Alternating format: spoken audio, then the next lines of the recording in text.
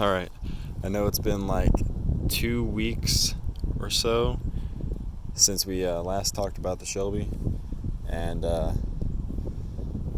had some complications and a lot of rain, and then I bought this car, and then I had to get off my trailer, so I was like, I'll start a YouTube series on that.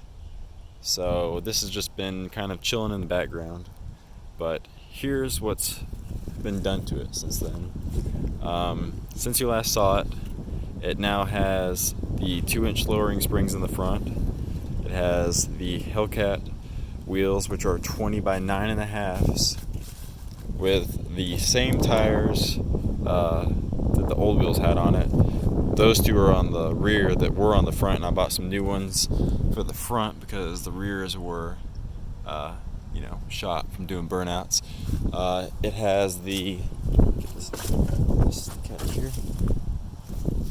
it has the Beltec front sway bar on now. I've yet to do the rear sway bar yet. Truck sits really good. It almost sits level. It's really low. There's two things that I need to mention. The rear has no spacer whatsoever. The front, however, has a tiny little spacer right there. That's because it just wouldn't quite clear, because the wheel gets smaller as it comes out to the face, and the hub would not clear. So I had to put a tiny little spacer on there. Had enough thread still, which is good. The center caps had little studs on the backside beneath the R. I broke those off, and then I had to grind about a thumbnail size circle back here too to clear the nut, the locking nut, and the caps are off of the hubs too, because there's no way those would fit.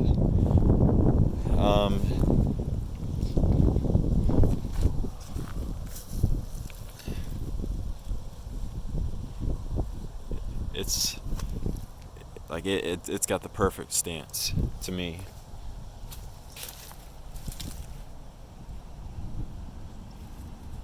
The roll bar is obviously off now. That's because we're fixing the fiberglass on it, because it got damaged in the wreck.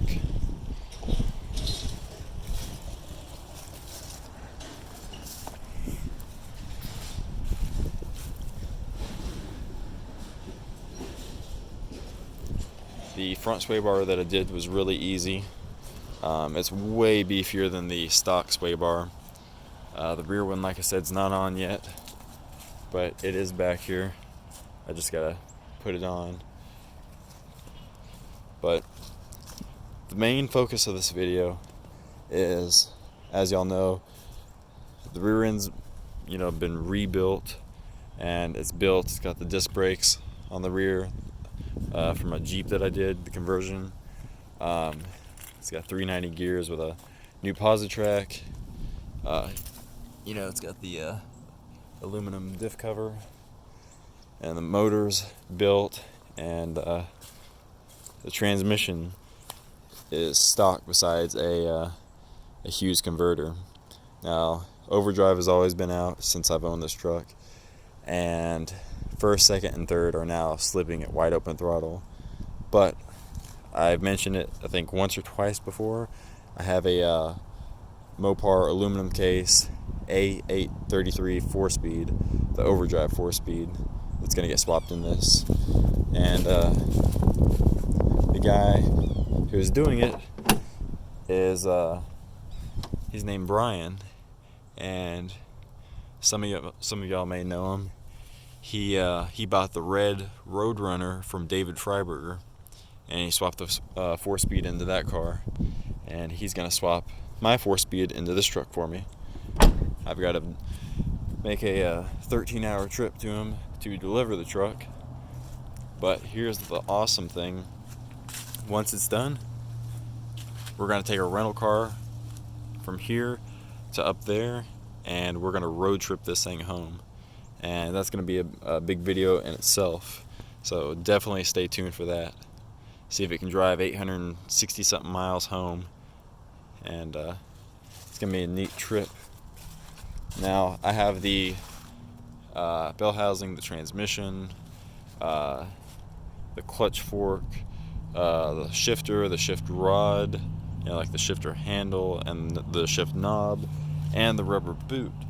But I did not have a set of manual transmission pedals, and now with this truck I do.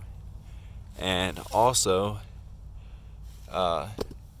this plate is going to be used in that truck. Of course, it's going to be flipped the other way, where this side, this one sits kind of on this side of the tunnel, it's going to be on that side of the tunnel. It's going to be, I think, slightly farther back, but I'm going to use that bezel. And I might even use this manual column, might freshen it up and stuff, to get rid of the gear selector on mine. And then in the cluster, you can actually change where it says Dodge there. That's where it said Park Neutral Drive on mine. That's actually removable from the cluster. It just has a little Phillips screw, and you slide it out and then slide the new one in. So this one is going to be done just like factory, as if it came that way.